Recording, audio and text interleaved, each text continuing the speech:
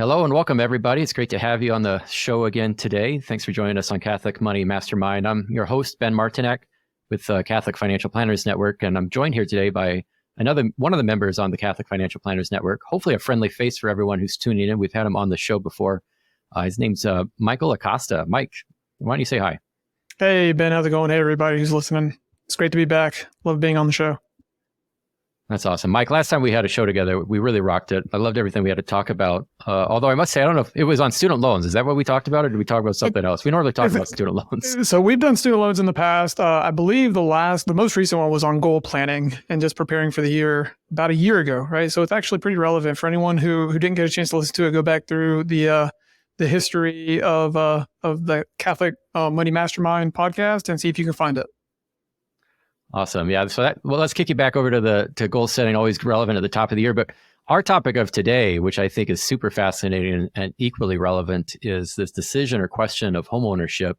And when should you rent? When should you buy? And, is now maybe a good time to own a home? So there's three questions we're wanting to go over, and I'm going to go just touch upon them for the audience, and we'll work through it in today's call. One is just the question of, is renting bad? Like, should you always avoid renting? Like, are you just losing money if you rent? So we want to spend some time just evaluating that question in its own right. The second question we'd like to look into is, well, is home ownership a good investment? Should we be checking it at the box as an investment in your portfolio? And then three, the question is now a good time to own a home? Should you move forward with it, or should you continue to rent? We've got a great calculator, but we'll walk you through the highlights of it. I think will help give some concreteness to that question and help you, make a decision. So maybe as we get going, Mike, we haven't talked about this much, so I'm kind of curious to what you have to say. But what are your thoughts? Is renting good? Is it bad? When should someone rent? That's actually the $1 million question, right? And it comes up so frequently, especially in client engagements, just based on where they're at in life. And I think the response is going to be more behavioral finance or even psychological, really, because financial planning is more of an art than a science. Every advisor has a different philosophy, right? But in my opinion, I don't think you can go wrong with either option, depending on the ultimate goals and objectives of the individual, right? And so what I mean by that, to just peel that onion a little bit further, is that if I'm wanting to purchase a home today, I know that one, I'm going to be paying what would be recently relevant higher interest rates, and home prices are going to be relatively static and at a higher price than where they were 2-3 years ago, just because there's this supply and demand struggle taking place, which is just keeping home prices at bay, if not consistently growing at a relative rate.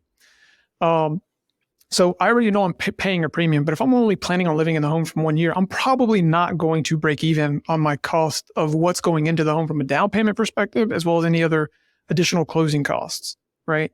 Just for completing that transaction. So what we traditionally see, and again, these are all generalizations, okay, is that your break-even point is really, as far as being able to recapture what you're putting into the purchase of the home, isn't going to be any earlier than maybe 3 to 4, maybe even 5 years of home ownership. So for individuals or families who are like, hey, we want to buy a home because we're tired of renting, we're tired of having to change locations every 12 plus months, wanting to grow our family, running out of space. You really need to sit down and think, well, what is my plan over the course of the next 3 to 5 years? Am I going to live in this home for that period of time, right? If not, if it's a shorter time frame, may not make sense to own a home unless, and there's an asterisk here, unless you're potentially looking at it as an investment opportunity, right? I have clients who purchased their first home, and within 12 to 16 months, they're being offered a great job opportunity that's going to require them to relocate. And so then we have that conversation from a planning perspective. And we say, okay, well, what are the opportunity costs here, right? Do we need the equity that's in the home right now as a way to then pour into the next home in your new location? Are you being offered a relocation bonus? Is there a signing bonus? Can that be leveraged for the down payment and the moving expenses for the new home in the new location, while still maintaining the prior home? Do you have aspirations of being a landlord and having tenants, right? These are all considerations that come up that a technical analysis doesn't necessarily just spit out on its own, right? There's a lot of variables here that have to be taken into consideration. And some of it is behavioral and psychological. Yeah, I think that's a good response on that question. You know, should you eventually convert your home or a primary residence into a rental property, and is that a good use of that money, or should you sell the property and carry that into the next home purchase? But what I am kind of curious, Mike, is just more the question of like renting itself, like not just renting a home, but like renting anything, maybe renting a car through leasing or having a rental car even, or renting tools, renting various equipment. At what point would you say, hey, it's better just to buy this thing than to incur the rental fees? Because the problem with renting, right, is like, well, I spend this money, but I get the use out of it, but then, I have to give the thing back. Like I don't get to keep it. And so when's it worth keeping it? And usually you pay a little more to keep it versus, being like, I'm just going to give it back. I don't want to keep this. Yeah. I have a question in mind, but I'm kind of curious to know what your thoughts are. What's that deciding element? Yeah. So home ownership's not for everyone, right? Some people love to rent. Why? Because it gives them the flexibility and freedom to just get up and go. There's also, in many instances, less maintenance costs, right? Because once you own it, it's yours, right? Like you have to take care of it. You have to maintain it. Now, there's various forms of ownership, living in a single family home without HOAs. Some HOAs provide more than others, and then you take in the cost of that, right? So I would say, renting can be beneficial for those who want the flexibility of new location, right? Think of leasing a car, right? Most people who are going to lease a car are someone who's flipping their car style or year or upgrading it every couple of years versus someone who wants to own it, truly own it, and take the time to maintain it long-term over an extended period of time. So I think one variable or factor that comes into play that's not psychological or behavioral is the time horizon, the time frame, right? Which goes back to that break-even point. How long are you planning on owning this, living in this, partaking in this, right? And then do you want the ongoing maintenance that comes along with it? And then lastly, what's the hurdle rate of the cost of you paying into this, right? And so one example would be like a mortgage rate, right? Or some sort of interest rate on the lease, right? Could you pour that into, going back to a mortgage, could you pour whatever your rent is into a mortgage based on what the mortgage rate is? And that provides you a better return on investment versus you paying a rent with, excess cash because your payment might be a little bit lower, but you're able to generate a higher return in the stock market, right? With the difference. So that's where you can run a net opportunity cost analysis and get really technical for clients. Yeah, I mean, I really think that's the issue. Normally, when you're renting, right, you pay less for the item in play because ultimately, if you paid the same amount, it'd be like, well, why wouldn't I just buy it, right? I would be better off buying it, except for maybe the question of management and maintenance and everything that goes into it. It's like if it's the same cost to me, I might as well just buy it. But maybe a little bit to that point, and specific to homes, things do break down, and now you are responsible for it if you do own it. And, home properties don't always go up. So even if it is the same cost, let's say rental payment is the same as your mortgage payment, I wouldn't be like, well, that's the same, it's an apples and apples comparison here. There are things that you're picking up between ownership versus rent. But I think the deciding factor in all this, not just with homeowners, but just anytime you're faced with the question of renting is how long am I going to use this? And am I going to use it quite a bit? And am I going to use it over and over again? And do I have the means and can I afford, spending a little more to buy it? And then ultimately, do I want that maintenance? Do I want that management? You probably will come out ahead if your need for this is long-term to ultimately just buy things over than rent them. But I think the one thing that I would want to communicate, because I feel pretty strongly about this, is not to think of renting as just simply a cost to you. Like, I'm just throwing my money away. I'm not getting anything for it. And I mean, there is a cost there, but there's a lot of homeownership aspects too that are costly too. I mean, it's plenty leaky in your finances where you lose money on that deal. And so it's not like you're not losing money with home ownership either. So correct. And I will say that one opinion, and it may not be the most popular one, but from a retirement distribution standpoint, the equity in your home is somewhat stated as being the worst, asset class on your balance sheet. And it's usually the last thing that we spend down as retirees, right? When you think about it, because we're usually spending our variable buckets, right? Our investment buckets, any sort of guaranteed income that we might have, or even liquidity that we have on the books, all that's getting spent down. And then it's like, okay, well, the last thing I could do is sell my home,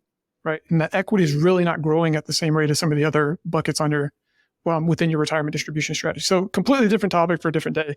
But, there is a time and place for ownership, but I often bring up, it is okay to rent. Don't view it as a wasted cost if the outcome benefits your goals and objectives, right? If you need to save a little bit more for a larger down payment to get the monthly payment in alignment with where you feel most comfortable to still save adequately for the future, then it's okay to rent, especially if it's affordable. If you have uncertainties about how long you're going to be residing in a certain location, geographical location based on job, it's okay to rent. And a lot of times, depending on where you're at in your career, you might have roommates, which means your cost is going to be a fraction of what it would be to own a home anyways, right? So it's not as cut and dry as saying one's good and one's bad, one's a waste, and one offers you, graces and blessings in the future. But with ownership, you then have control and flexibility of whether you retain it or whether you sell it and take the proceeds and put it into something different. When you solely rent something, you forego that control and you are then at the discretion of whoever owns it. So that's where, you also have to take that into account as well, is do you want the flexibility of having the control, or are you okay giving up the control and flexibility to somebody else based on whatever your lifestyle desires and needs are at this current moment? Yeah, I think I'm going to use that, Mike, as a good segue for what I'd like to talk about next, which is whether or not to think of a home purchase as a good investment. And one of the challenges I think that do take place when you choose to buy a home rather than rent is the natural tendency of people is not just simply to have that mortgage payment and cover that cost, or maybe they start in the property and they live in it, but as they settle and they nest in it, very commonly more money is going into the property. We got to rehab the kitchen, bathrooms aren't quite up to snuff. I'd like to have another garage, or let's redo the backyard. We need to maybe just do an expansion. There's just all these things where it's like, if you were renting this place, you'd be like, well, why would I improve the property? Right. It's meeting my needs, So, but home ownership now, all this thing can become this really leaky proposition, because I don't know of anybody who owns a home and who doesn't immediately start thinking about all the things they could do to it to make it better.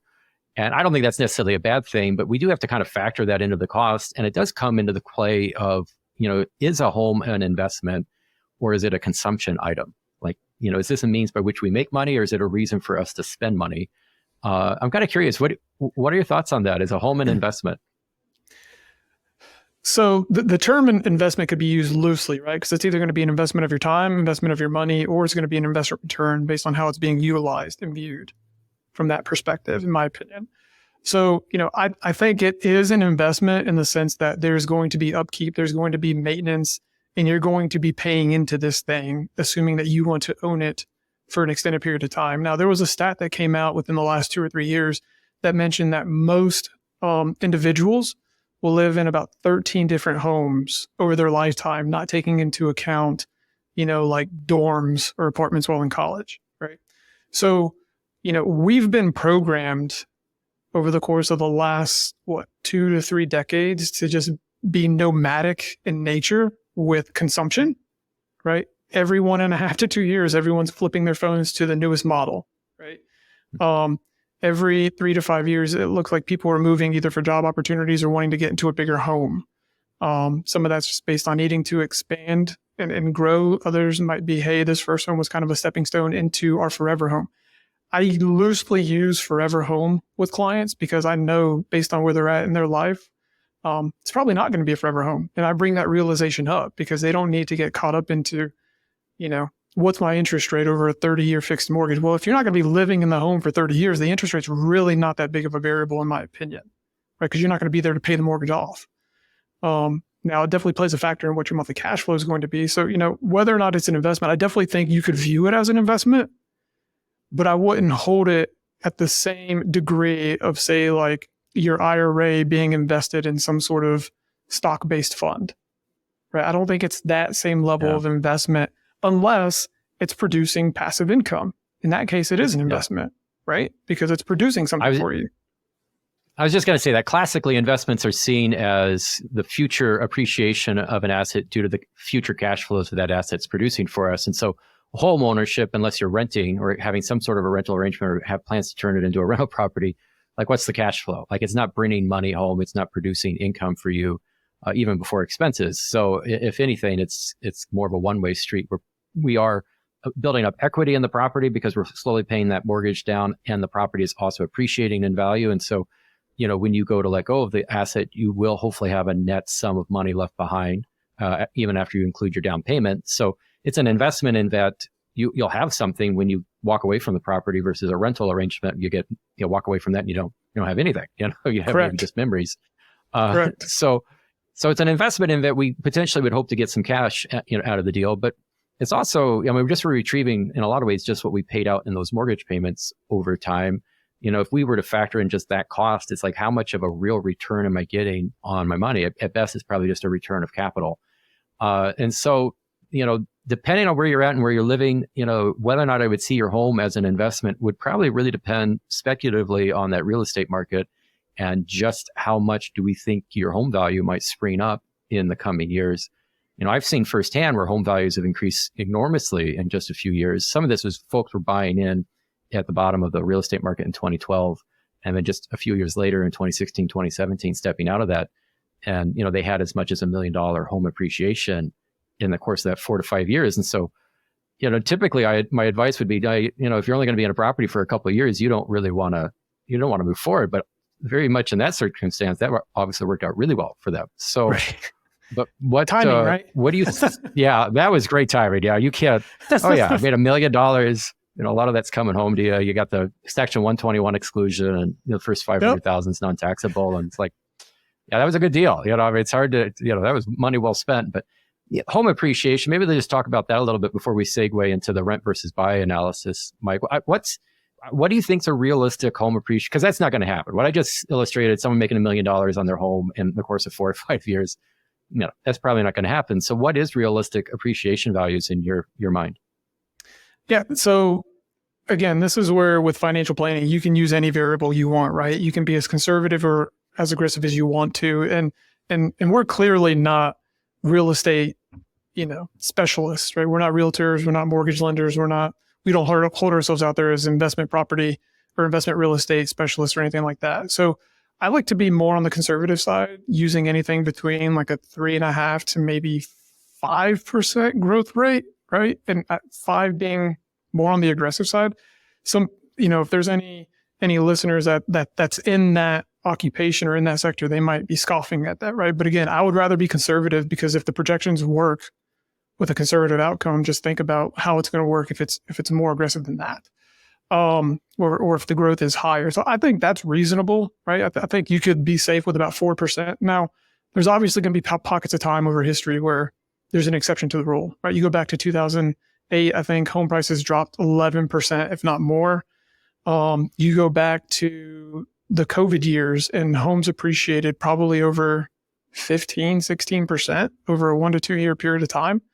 And then you also have to take into account just supply and demand, right? When the supply chain took a hit, that really put a strain on supply and demand to where people were able to ask higher for their homes because there was no inventory available, and people needed to buy homes either due to relocation or just expansion, and they were willing to pay that price. So I would say 4% probably safe bet.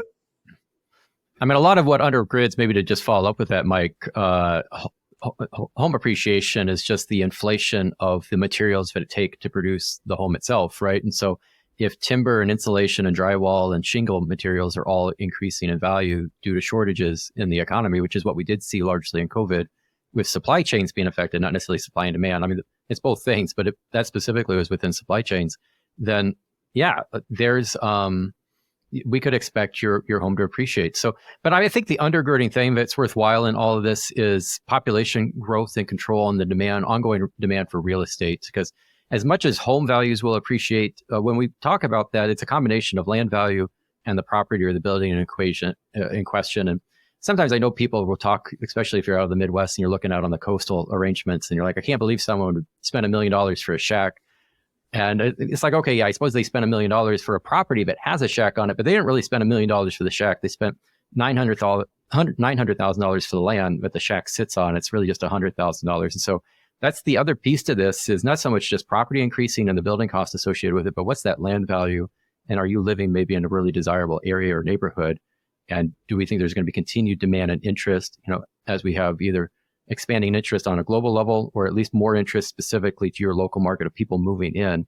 It's a desirable area that's going to push that home value up further because more people are interested in that property.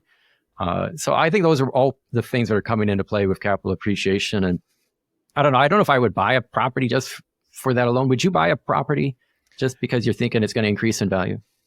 No. And again, that might be based on my bias, right? And I think some of that just has to deal with recency bias, or even just where you feel most confident, right? It's no different with, I would say, most financial planners or wealth management advisors probably feel more confident in owning investments that are correlated to the stock market as opposed to owning real estate, whereas realtors and mortgage lenders probably feel more confident and adamant about owning real estate to generate passive income as opposed to being invested in the stock market. So, I personally wouldn't, but that's just my personal opinion. Sure. It feels too speculative to me. I mean, at the end of the day, I think if you want to ask me, what do I think? I think home ownership is a consumption item. Hopefully we see a good positive return on it. I think there's reason to think there will be a positive return, but I also think there's a lot of rationalization to turn around and say my home's an investment. It's like, probably not, actually. It's really probably just a reason for you to spend more money. So yeah. Well, and in my mind, it comes back to the purpose of it, right? Like, what is the purpose and the objective tied to this purchase or to the utilization of this? And I think that will help consumers hopefully be able to determine, well, is this an investment or is it a consumption? What are the means, right? By the graces of God, my home that we live in is to protect my family from the elements, to provide us with, a place to praise Him, to make memories together, to host families, to have dinners, like all these different things, right? If I can make money off of it in the meantime while I'm living there, while my kids are drawing on the walls, then why not? Smart financial decision. Yeah, we got to have our kids give plenty of room for artwork, right? Yeah, let them terrorize the place and everything. Well, good. Well, what I'd like to pivot to is just kind of this decision of like, well, should someone buy in the current market? And so what I'm going to do for everyone, you won't be able to see this quite in the audio, but if you do pay attention to it, you're listening to this on our YouTube channel, you can find the show there. We're going to, you can see the presentation of the details of this rent versus buy calculator with the New York Times. And I think, just as we make a pivot here too, folks, if you're maybe in a position where you're not quite sure what to do and you're looking for help, and, we're going to give you this handy calculator. If it's available, it's for free. You can go and check it out at any time. But, these are big, important considerations. Maybe this is something it's worth reaching out to a financial advisor about. We've got a good number of them with the Catholic Financial Planners Network. Go ahead and give that some thought. Reach out to one of us and see if we can't give you some sound guidance on what to do in your particular situation. So again, we'll hope to make the audio here as lively as possible, but would recommend anyone who's paying attention to catch the video too, if they can. I love this calculator. Again, it's with the New York Times. Just Google search New York Times rent. Is it better to rent or buy? It'll pull it up right away. Did you have some immediate takeaways with this, Mike, with some of your thoughts? Perhaps I'll leave you to introduce the calculator some. Yeah. So my immediate thought is that if I'm a consumer that probably on a scale of 1 to 10 has a confidence level of maybe 5 for my personal finances, this calculator is got way too many variables that might be over my head, right? And It may create more anxiety and stress.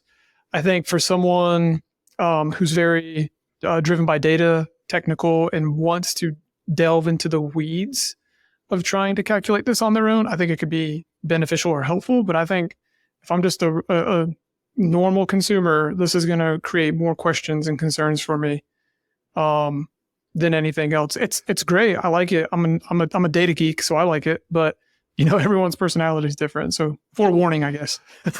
Well, there you go. There's just a plug even more for you. Go work with a financial advisor, folks, here. And so they can geek out on this and you can just, find out what you should do. So, right. Well, we're trying to bring home this question as we've been talking about, should I rent? Should I buy? And a lot of that comes down to is like, well, what's available to you in inventory on the rental side and then what's available to you in inventory on the home purchase side.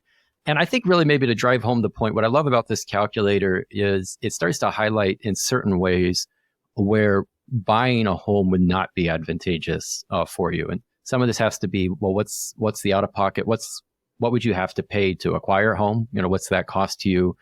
How long do you plan to stay in the home? What's the prevailing interest rate? And then also, what do you have available for a down payment for the property?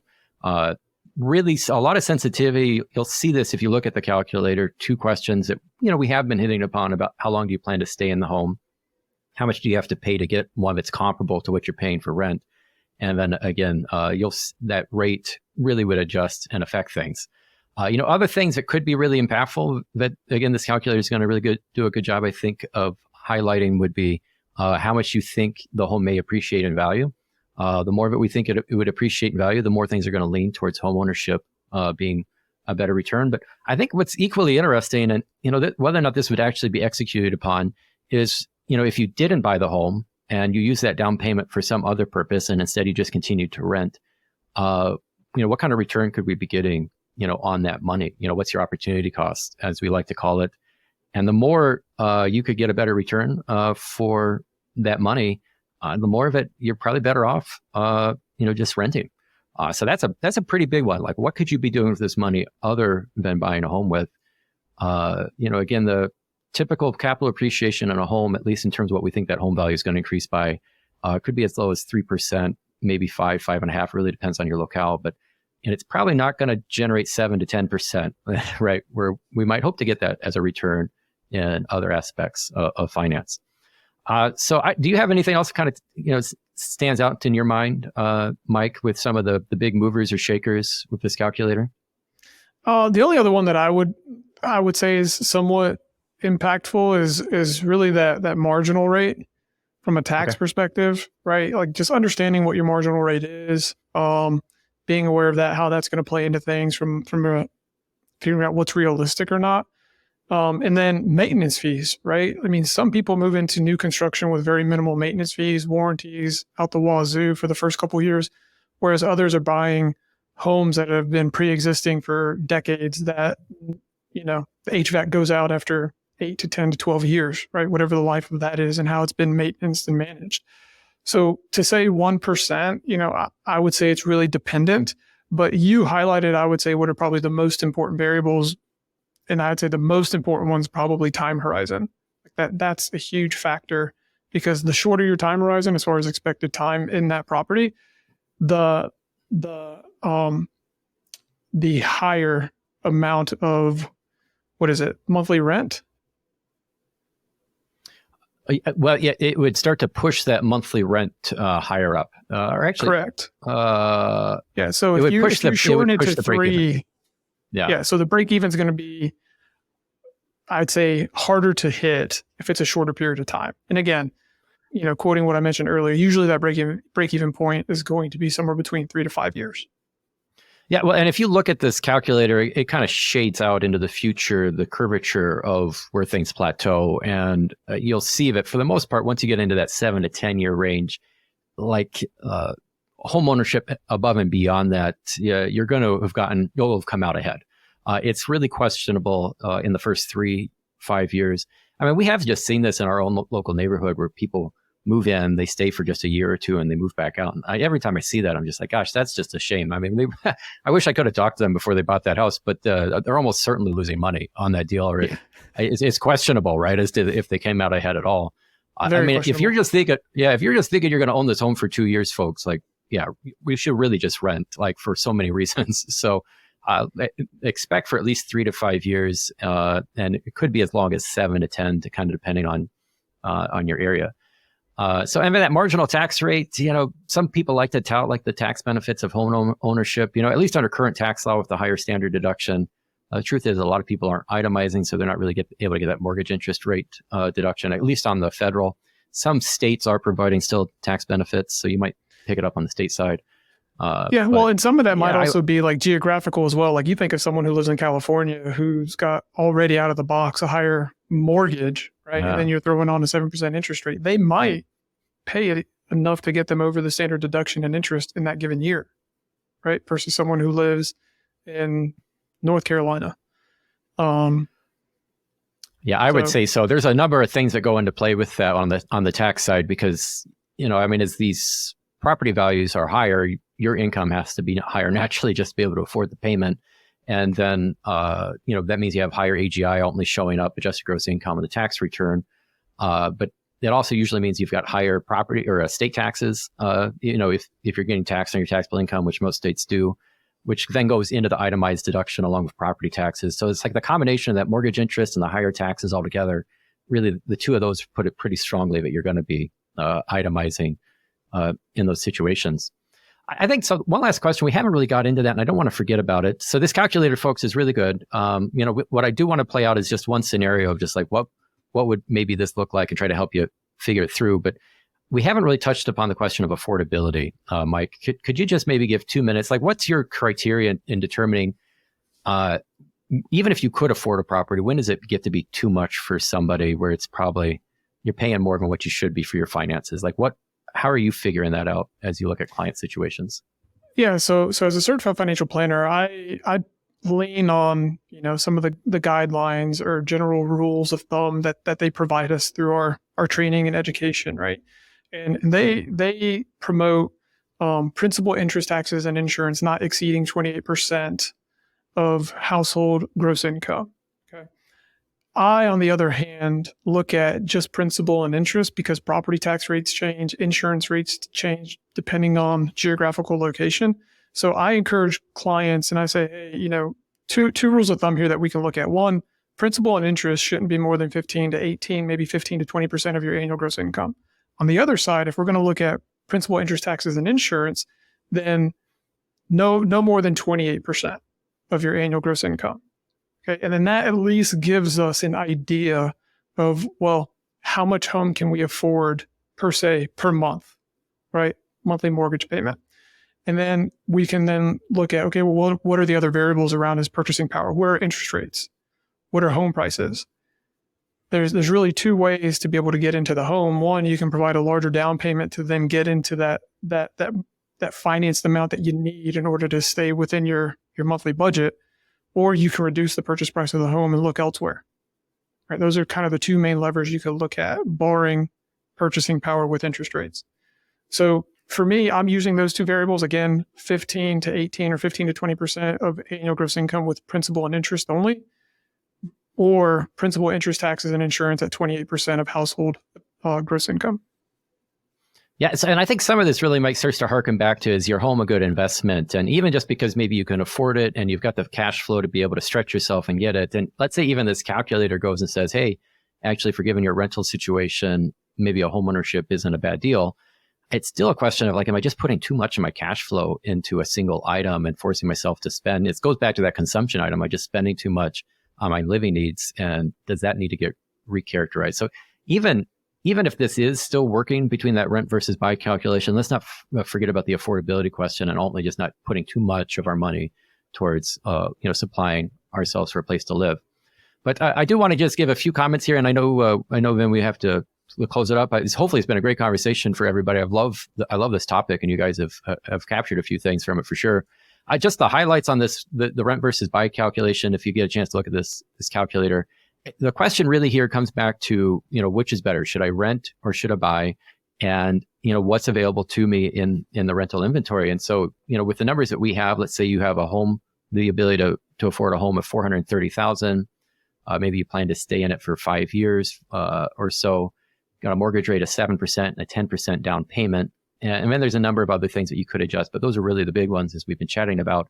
Like that decision of which way is this going to work? It's, well, could I find a rental property according to this calculator? Not a rental property, but a rental that is $2,200 per month or less that meets my needs.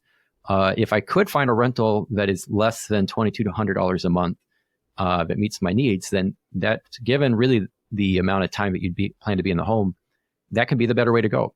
That's at least how this calculator is reading. Versus on the other hand, if I could find a home that meets my needs, that meets these parameters, again, $430,000 purchase price, 10% down, 7% mortgage rate, staying in the home for 5 years and living in or having a mortgage of 30 years. If I could find a home that meets my needs for this, and the rental costs to me are this amount of $2,200 or more, then homeownership now is going to be more favorable or advantageous. And so I wouldn't want to put too much weight in this calculator. I don't think it should be the deciding factor in this consideration, but I do find it helpful. I think maybe just as we wrap this up, Mike, I mean, what are your thoughts as we kind of think through, these considerations? Yeah, no, I definitely think it's helpful in painting a picture, right, for whoever's using it.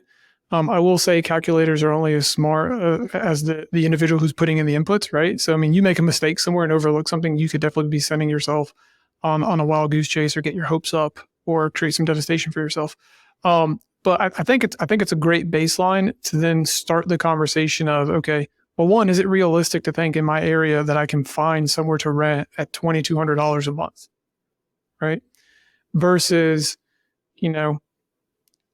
do we plan on being in this geographical location for more than 5 years? Because again, in this scenario, we're using a 5-year time horizon, right?